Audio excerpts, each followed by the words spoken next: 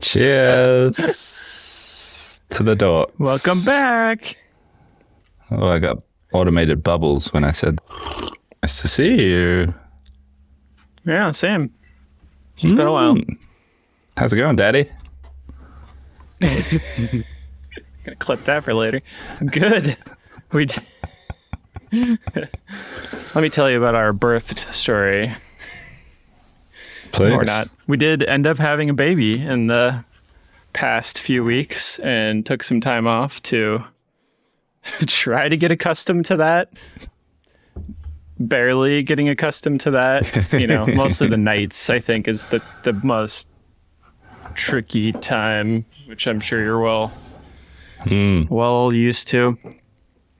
Yeah, everything went fine, a little bit early, but healthy. Aaron's good. It's a very long labor. Yep. But healthy and fine, and had a little boy who's good, happy, healthy. Yeah. So I don't know what else to say other than it's been a huge change of life. Massive change. Yeah. And sleep situation is right. Interesting.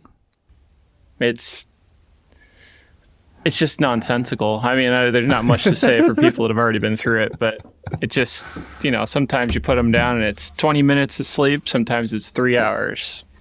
Yeah. You don't know. Maybe it's every 5 minutes they'll wake up.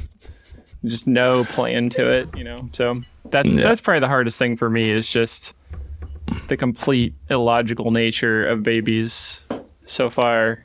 The daytime I can handle it. The nighttime I'm just like, oh my God. What is going on? Is that better? Think better? Maybe it's just bad. No, it's compression. What the hell? Yeah, what have you been up to? I'm glad it all went well. That's good to see you back online. Yeah.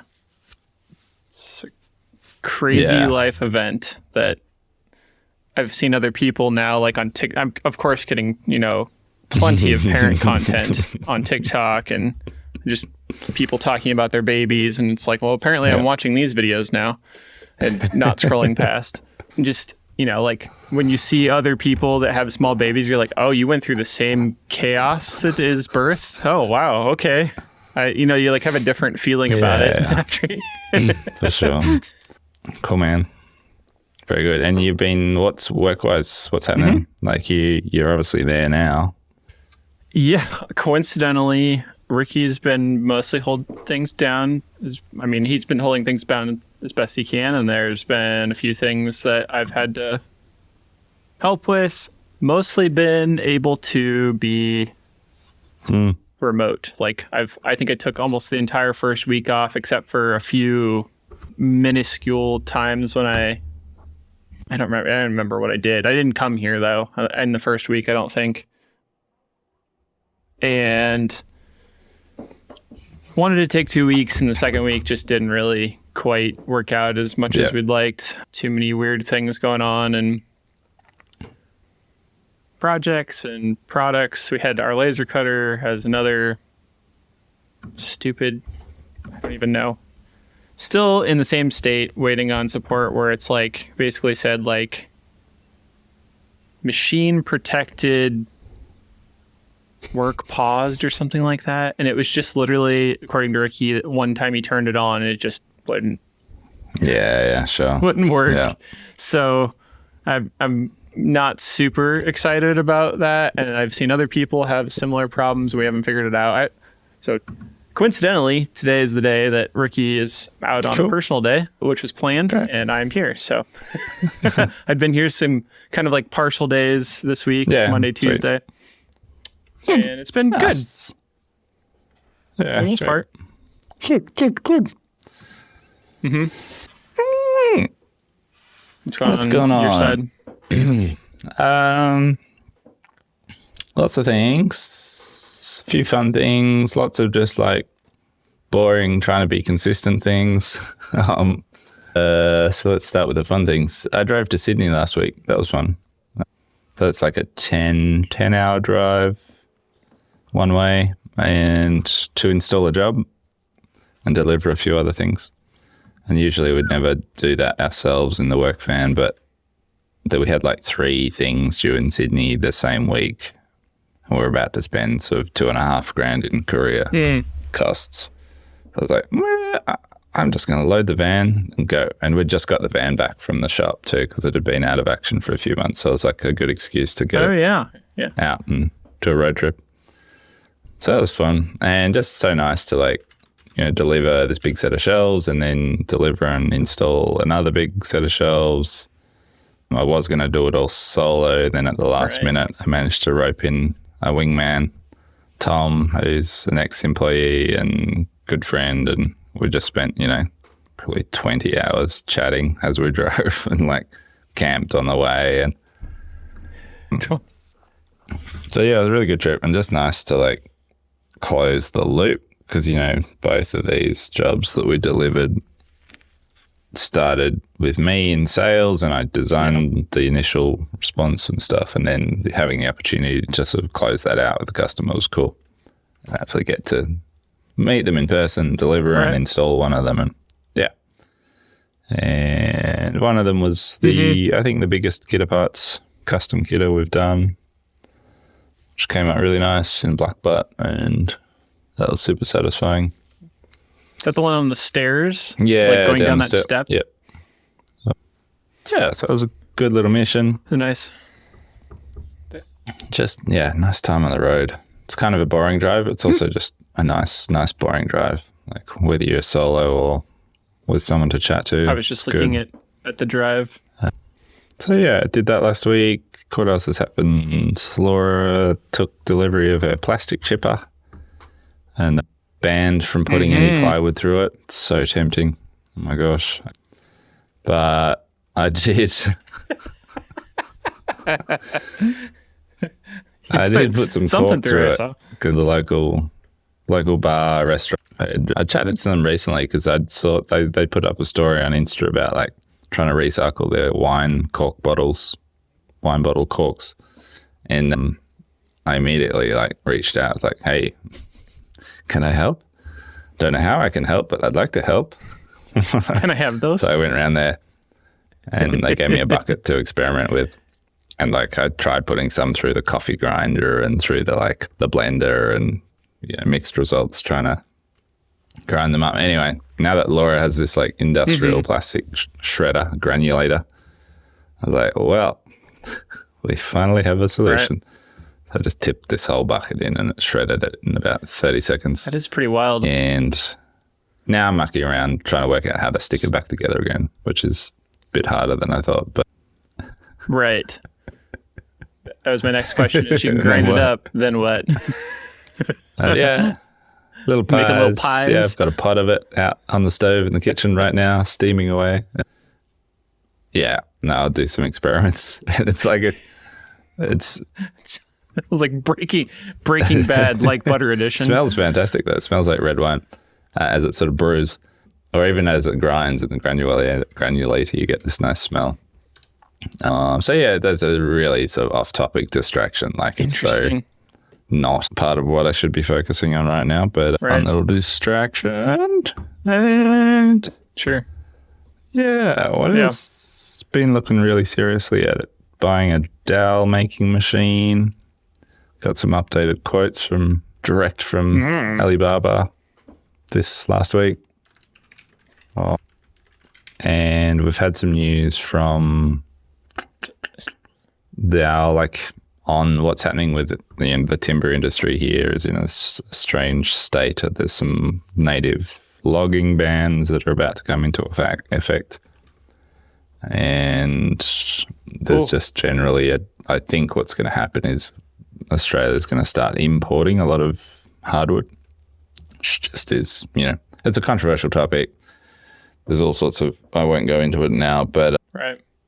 And I don't even have a sort of clear standpoint on it because you talk to different people about it and there's just wildly different opinions. So it's very hard to sort of get a clear sense of what's going on. But in the short term, what it means for us is that we might run into supply issues on older dowel that we use for our flagship product. So looking pretty seriously at getting a dowel milling machine before that becomes a real issue, and starting to sort of workshop this, because then there's a whole nother, it's fine, we can get a machine, whatever, but then you have to actually get the raw material to feed it and develop the relationships around, whether it's reclaimed stock or whatever we can get our hands on.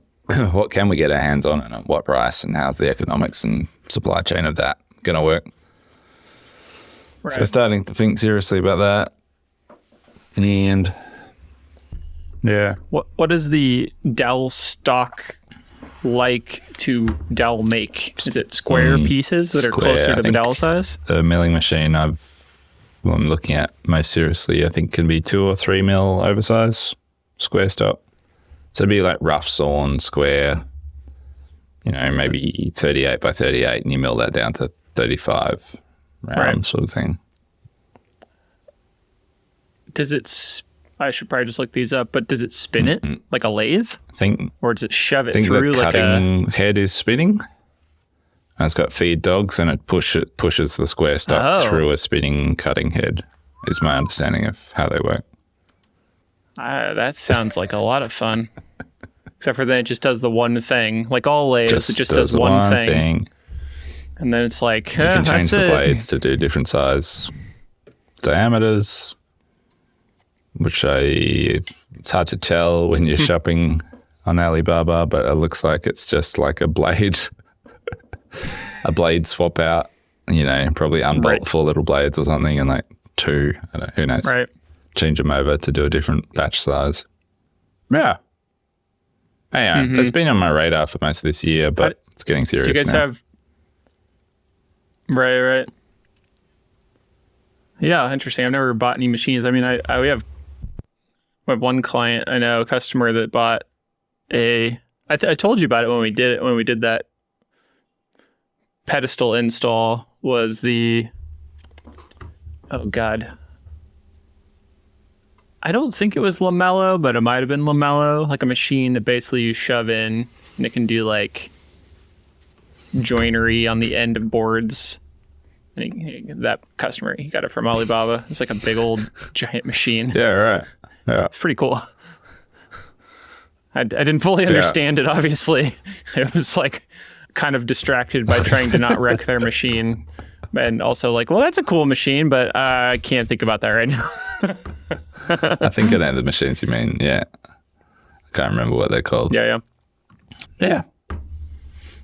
Yeah. But so, I've never bought anything through those sorts of channels, but it's not a crazy amount of money. Like, worst case scenario, we'd lose a few $1,000s. I think the US, it's all USD. So I think it converts to about $3,000, which obviously would be shit to lose $3,000, but it's pretty cheap at a kit in the scheme of things. And we spend so much money on dowel as it is, but yeah. Right. What were you going to say? I was going to say that I have a little experience. Okay. We've been trying to source products and get things made, and I've been working with friends that have a ton of experience. Some experience. I won't say I have a lot.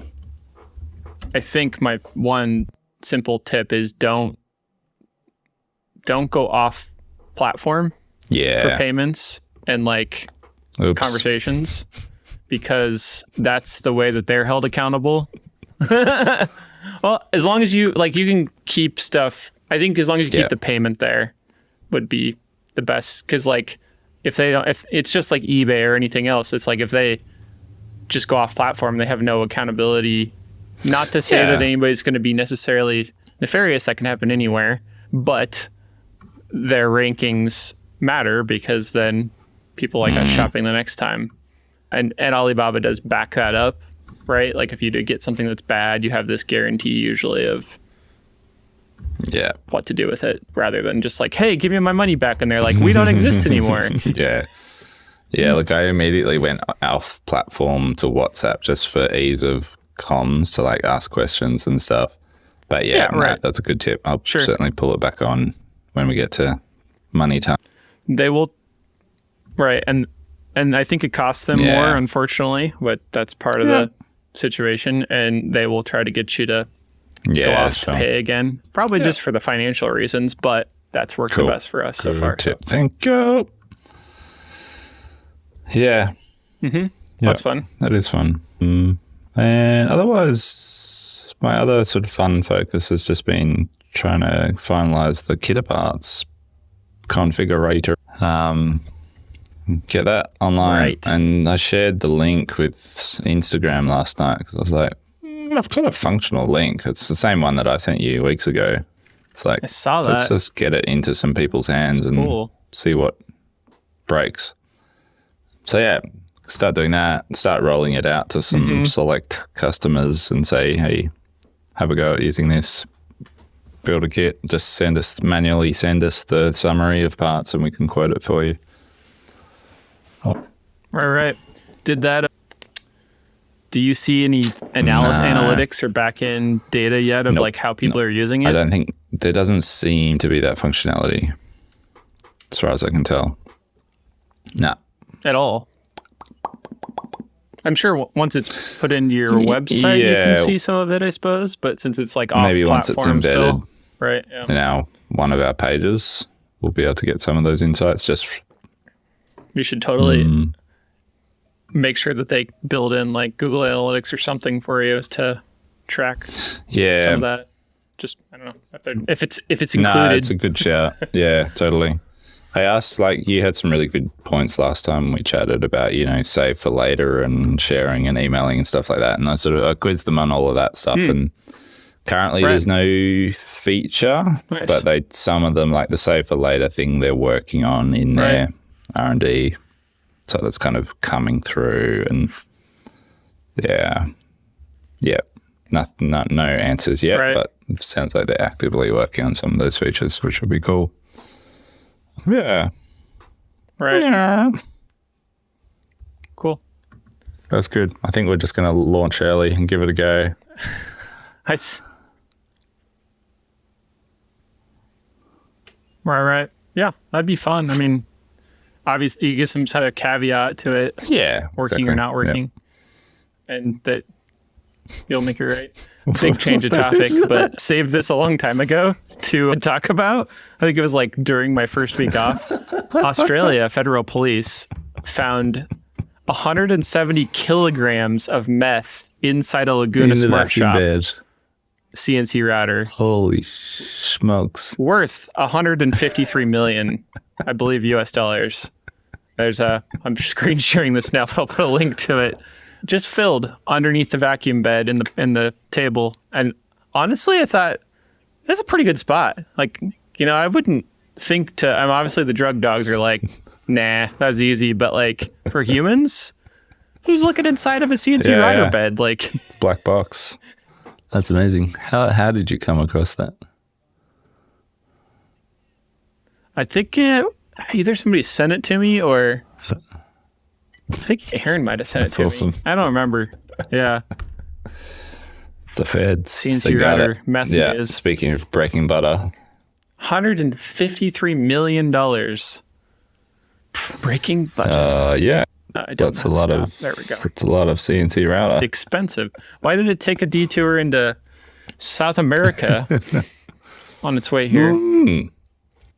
Back on my baby thoughts. Baby brain. In the first, like obviously Aaron's just the one to like, she was nesting and putting things together in our baby room, and the changing table had all the stuff in it. And I was just looking down at all of it. I'm like, this is really organized, but like, I can't tell what any of it is. And kind of like through that process, I learned what it was, what are these little rolled things? And I was like, I need to label all this.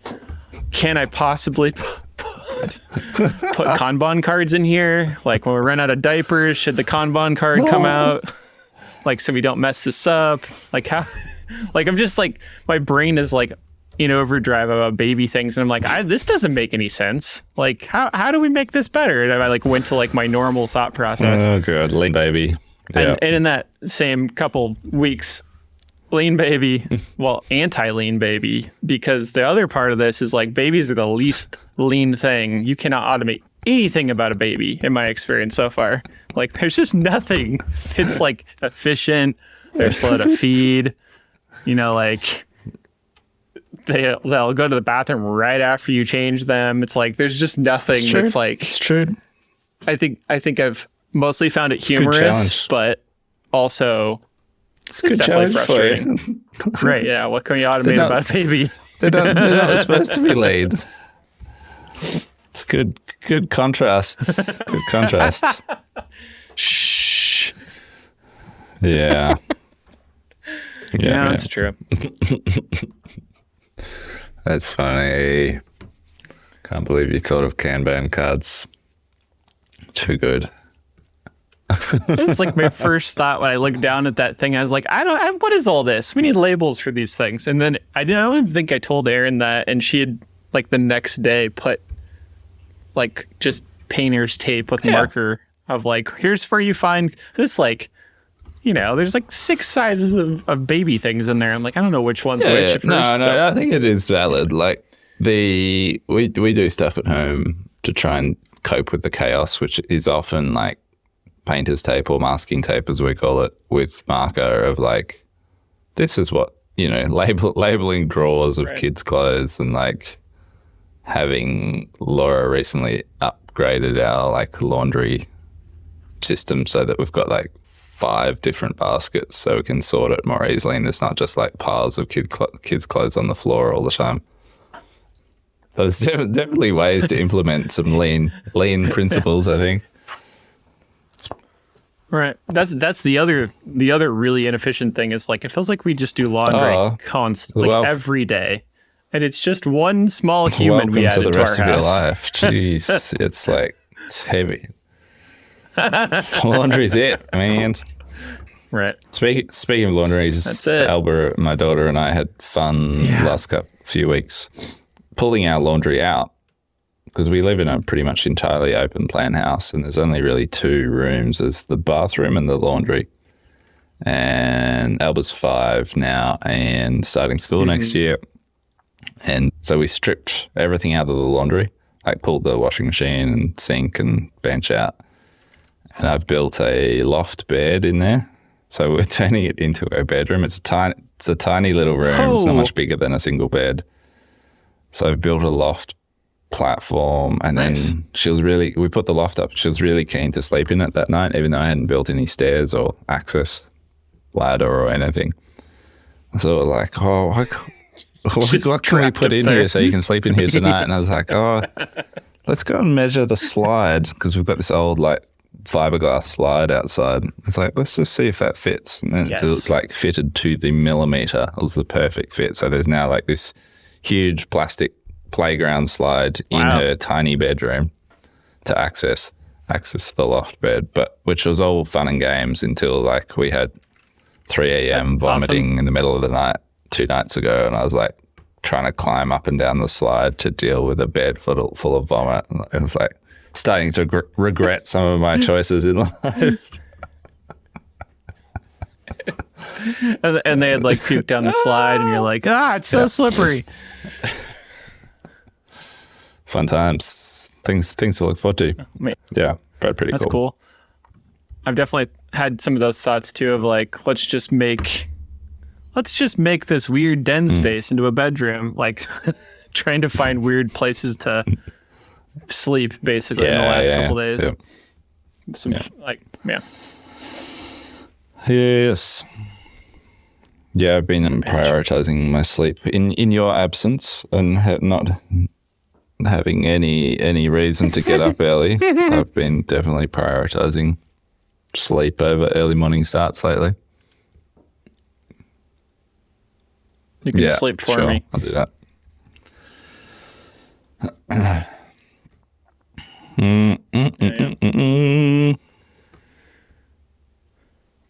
Speaking of making little signs, Bamboo came out with a little tool called Make My Sign. I haven't tried it yet, but they have a lot of examples. And basically it seems like a web designer for signs.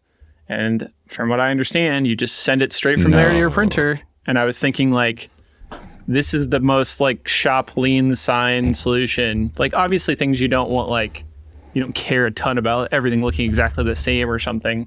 But it's like, oh, you just need, instead of a Comic Sans sign on the break room door, like you can make a quick printer this sign. is pretty good. I thought that was kind of nice. Dang. They've been impressing me just over and over. I mean, other than our few weeks of having the snafu of seemingly everything changing. Big door tag signs. It's quite a intuitive little interface. Kind of interesting. That's cool. Right. I'll just be here making signs the rest of the time. I'll see you guys. See you guys later. Oh, what happened? Did I break something? No. Are you still there? Gone. Oh. Yes, good. Yeah, you went black. Screen. Good. That's cool. I'm definitely going to use it. Oh. Oh. Hang on. Yeah. Keep doing that. Keep doing that. I don't know what you did. Yeah. Hey. How you do that? I don't know. I smashed on these buttons in the participants for mute the person and the screen. And you just came back somehow overrode my system. I was just about to kill it. That's awesome. Nice. And your audio's good now. Oh, really? What the shit? Oh, my word. Yeah, you should see what else I can control. Cursor starts moving. Oh, we're doing well. You're being controlled remotely. Shemini Christmas.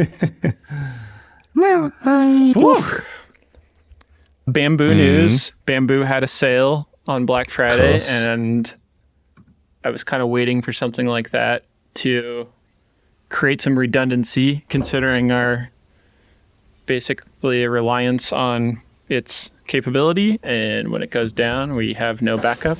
So bought another X1, just like the first one, basically. Cool. It'll be interesting. I'm curious to see if there's any changes. It gets here next week. Is it up and running? So it'd be nice. No, it's they were pretty backlogged. I think it arrives next week. Yeah, okay. Everyone ordering bamboos for Black Friday. Right. So I did send it to my house though, because I want something to play with. Yeah, good shout. Good idea. Cool. The other one's been okay. Every once in a while, we're still having weird problems, but ours has been off. I don't know. It's still okay. Ours has been offline for about a week because I put GPU filament in the AMS. Oopsies. Didn't read the instructions. Right. And it's like wet noodles. Jammed immediately. It's kind of annoyed the roll of filament, given that bamboo filament didn't have a sticker on it saying, "Do not put me in the AMS" or something. But yeah, I should have read. Or it didn't like warn you when you did it. Yeah, I mean, it should know what it is, right? I didn't even get as far as reading the RFID. It was just like... Right, it should say not to. But it jammed right in the top of the AMS, like the little feeder schnozzle. So it didn't make it very far at all. Right. But yeah, Josh pulled it apart yesterday and I think he got it back up and running. I haven't looked. Be good to have that back online. Right. Yeah. Yeah. It's amazing. As soon as it's those things go down, you're like, oh my God, I need that. And you know. Yeah. Yeah. It's funny. We were quoting a little job the other day, some timber handles, and Josh, who's now helping with quoting a little bit, training him up, which is awesome. He was like, oh, this seems really inefficient. Why don't we just print them? I was like, cool. Yeah, let's put an option on the quote for a printed version. So we quoted a 3D printed part for the first time. And yeah. Wow. There you go. How did you quote it? How are you quoting those? I tried to do one time, and I don't think they took it or something. What do we do? Like I don't think we put anything in for print time at all. We were just like, how much time do we need to design this part and resolve it? It's by far going to be the most expensive. Right. $168 times 12 Yeah. hours. You know, No, it was like, cool, there's probably 2 hours of design resolution in this. I think let's just charge that and then we'll print it. But yeah, certainly not making a habit of doing that, but for a onesie, twosie, it's whatever. right.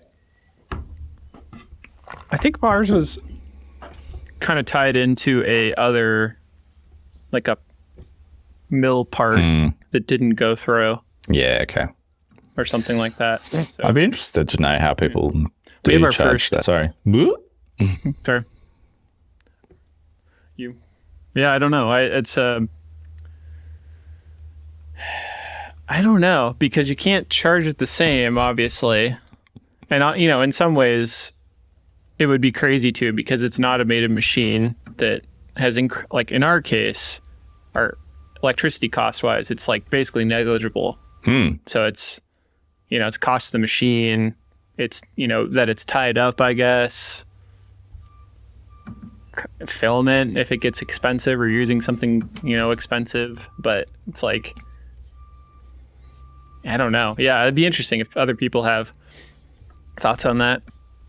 How you quote that? Because it's not something I want to get into either. That and laser cutting, just not my interest of work we want to do. But at times it makes sense. Yeah. Yeah. What were you going to say? It's gone. Yeah. My memory's been way better than I expected it to be. It's been pretty rough lately. Joshy is training to be our new estimator, quoting support, which is cool. He's been our Cool. sort of Yeah. detailing fusion industrial designer guy for a while now.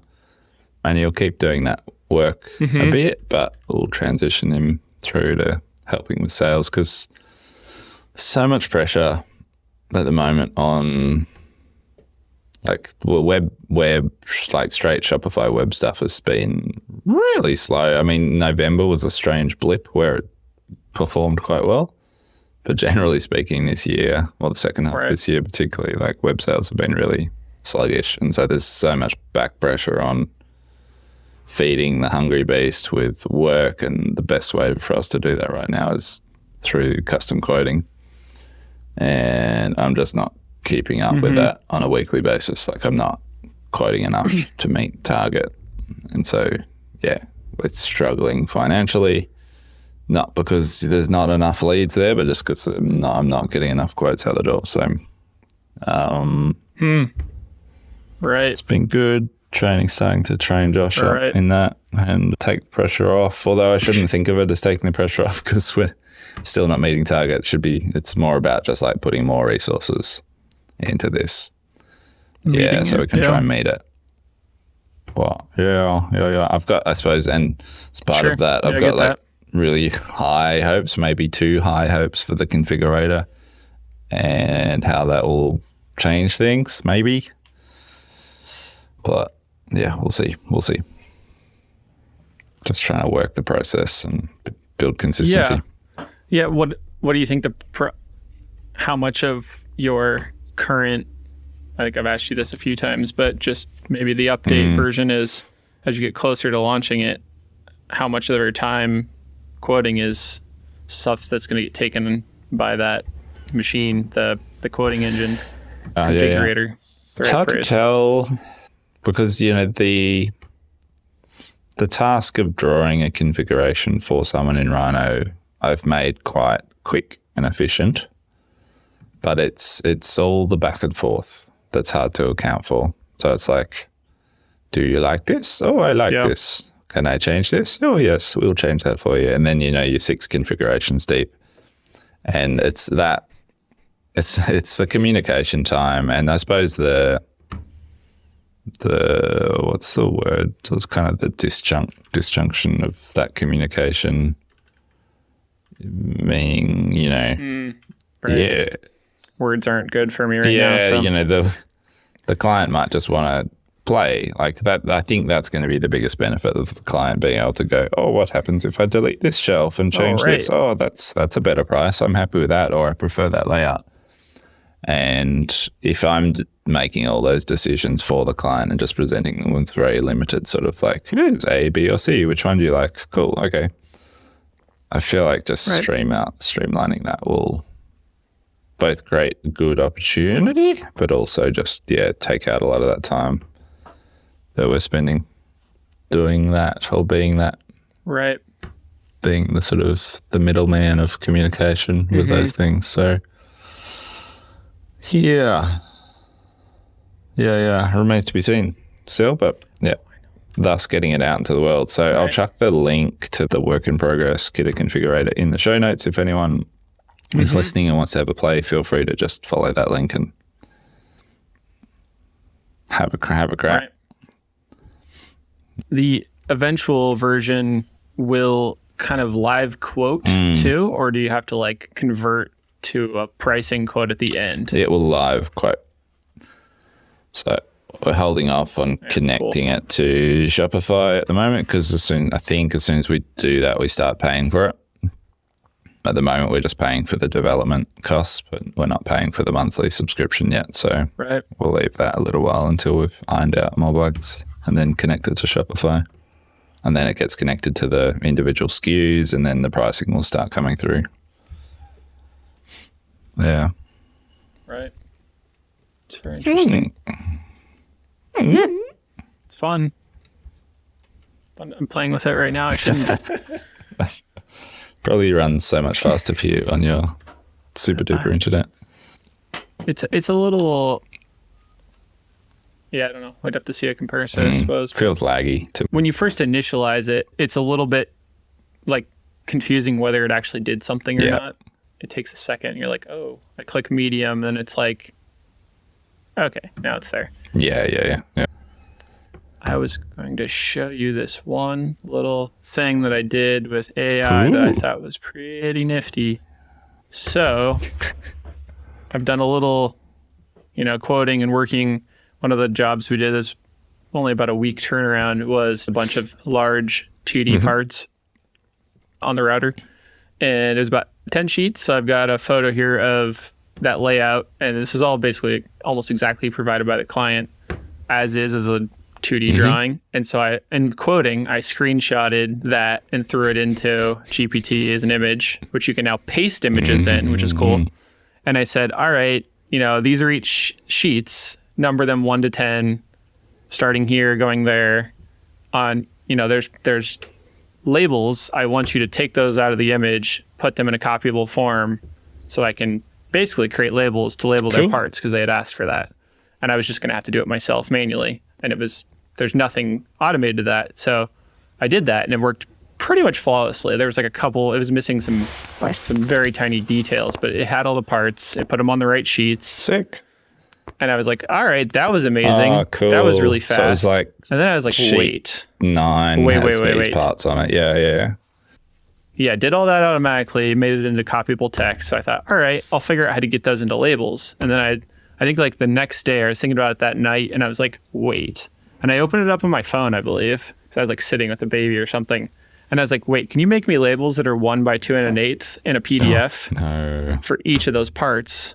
Keep them in order. And it did it.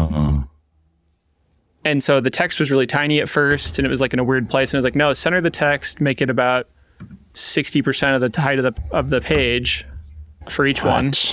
So I went back and forth with it a few times, but basically I could bring that down or maybe make like a GPT or something where it took the image in one sense that I pasted in, pretty low res, and I just opened it up as a PDF on my desktop and printed it straight to the Dymo. No way.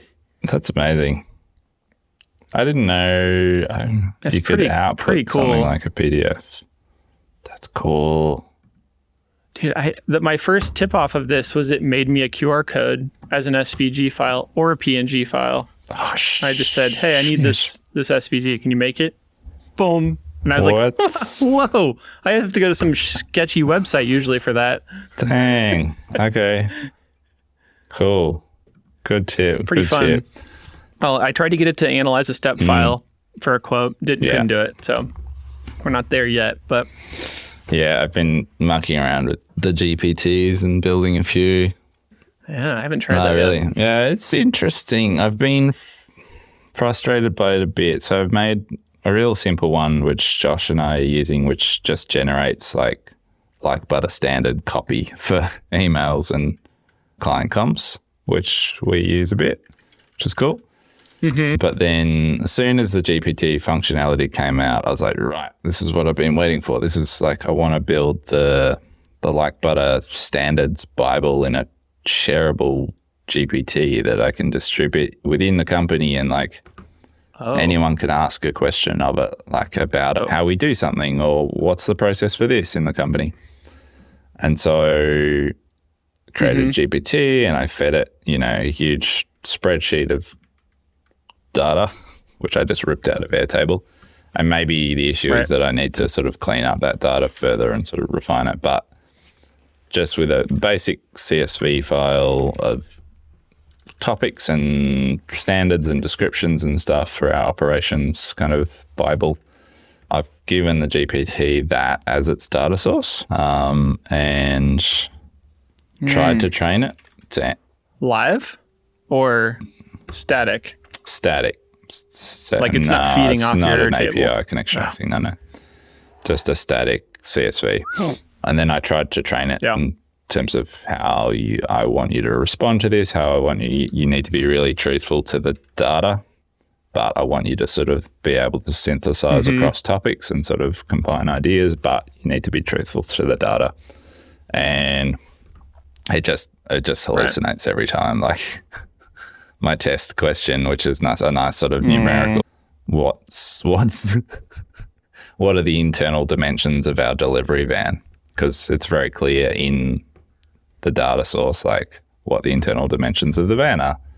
And so when you ask it, it's like, what are the exact dimensions of our internal dimensions of our van? And it's like, it just makes something up every time. It's like, oh, it's 5 meters, or it's 2 meters, or it's 2.3. It's like, no, lies. So that's been frustrating. But annoying. And that's surprising. It's so straightforward. Seems really straightforward, doesn't it? But something about it. I mean, to be fair, I've only tried it once. I've only given it one CSV, and I've only tried to train it once and got annoyed with it. But it's pretty cool. Sure. It's definitely got good potential. The way you can sort of do a little mini train setup. I like the concept. Yeah, cool. My test with the step file was basically like, God, what was the file? I don't remember. I think it's a metal part. And I just was like, all right, here's this file of the client's part. I think I gave it some other details about pricing, like our pricing information in the prompt, but it already had all of our normal PDX CNC kind of like context, and it just couldn't read the file. But like now I wonder if I gave it some screenshots. Yeah, I don't know. I thought that was a long shot, but I was just getting so many good results with files that I was providing it that I was like, I keep thinking about what did you give it, the camera, and then it told you how to control, or no, it was your laser measurer, right, or something like that. You were like, how do I use this or something, and it gave you the manual details. So far, it hasn't been able to help me fix my laser cutter, which has been frustrating. I think the main thing I've actually been using ChatGPT for lately is just the Whisper API, like the transcription that's a voice to text stuff is so bloody good in the mobile app. Like it just kicks the shit out of Siri. So like if I'm on the bike.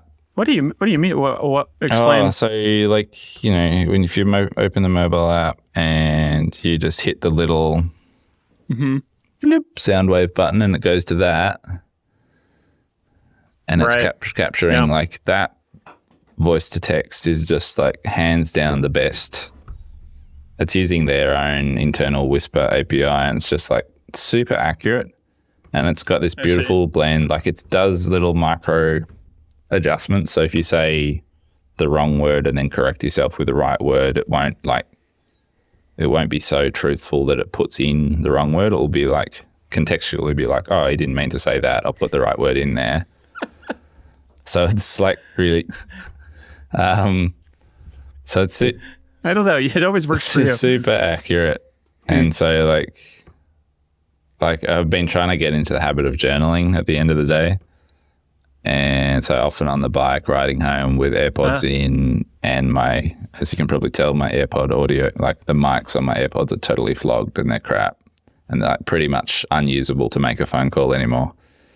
But even with that microphone input and using this Whisper API, it's just like almost perfect transcription every time. And so I just like dump a whole lot of thoughts into it and then copy and paste the text out into Notion where I'm keeping journal stuff at the moment. And that's really interesting. iOS 17 has been complete game changer for that kind of, like they have like a machine learning engine now into Siri's text-to-speech. And it seems to be, maybe it's because I use it a lot or something that it's gotten really good for me. I don't know, but it's really good, like super good. I was just going to say too, I heard, and I haven't tested this extensively, but I use these for AirPods all the time now, all the time, especially the baby. It's like, and I saw somebody, I might have a TikTok say, oh, try using the adaptive setting instead of like sound isolation when you're talking to somebody. And apparently their partner, this person was saying it was way more clear on their end receiving it. Yeah. And I was like, I don't understand why that would change the receiving quality, but yeah, cool. Maybe. Good to know. Us. We should not go over. Yeah, let's I don't know where we're at, but let's wrap up. 55. Given the schmozzle that this recording's been. Well, so good. So nice to get back. Yeah, great to see you. I've had podcast FOMO, gem FOMO. Great to see you, man.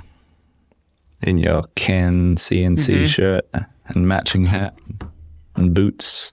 Thanks for the merch. It's awesome. I love it. Right. Did you see mine? The first one that came? Nice. Cold. Came without a handle. I was trying to figure out how I could repair it. Haven't done so. Here, let's get a squad shot. It says my network is struggling. It should work. All right, here it goes. 5 seconds. Oh, look at that countdown. Oh, it's really slow. It's so slow. We just took a photo in the 1920s. Oh, there we go. We both look so annoyed. Why are we doing this? Dear me. Okay. Cool, man. Well, I guess I'd also say not to downplay our baby, but I just didn't feel like everybody wants to hear all the details. But I did post something about it, and I think a lot of you that listened to this were very nice and said some kind things, so we appreciate that. And it's been good. Awesome. Happy to be somewhat back and doing this too. So yeah. Luckily, I get to leave the house more often. Yeah, no, it's awesome. Babies are awesome. Well done. Congratulations. Well done, Aaron. Yeah. Yep. All righty. Ciao for now. All right. Bye. See you next week. Bye. Bye.